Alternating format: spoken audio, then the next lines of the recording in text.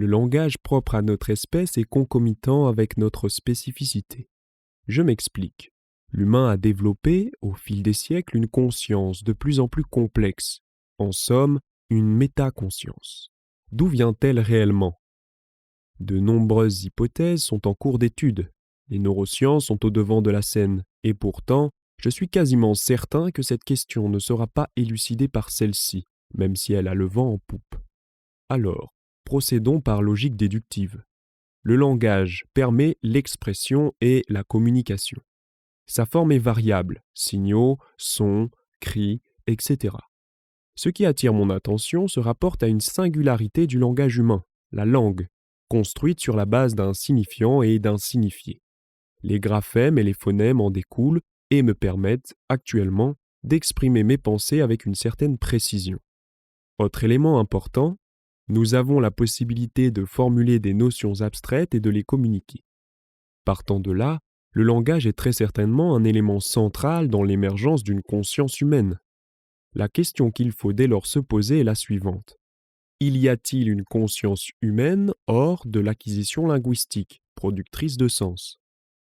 Le nouveau-né n'a pas de conscience, ou du moins, elle n'est pas aussi développée qu'elle le sera à l'avenir. À quel moment l'enfant devient enfant? Essayez donc de rembobiner le fil de votre histoire. Vous y êtes? Allez encore plus loin.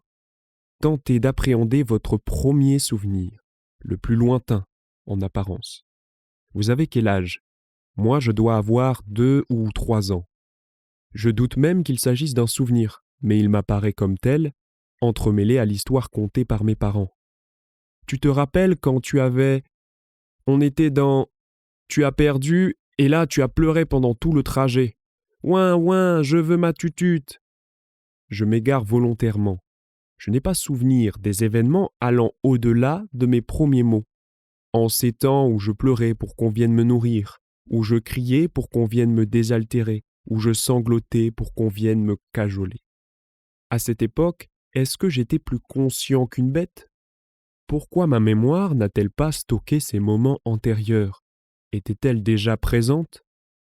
Il va falloir que j'aille me replonger dans les ouvrages de vulgarisation sur le sujet, voir l'état d'avancement de la science sur ces questions, à la fois pour étayer ma pensée et construire une logique déductive à partir de ce que l'on sait déjà.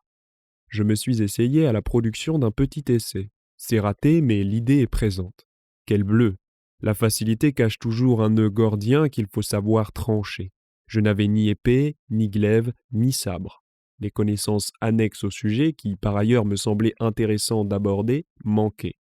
À partir de là, je n'étais plus en mesure de procéder à une logique déductive.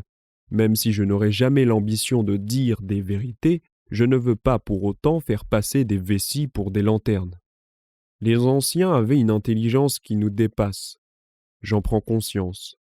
Imaginez Démocrite, 4e siècle avant Jésus-Christ.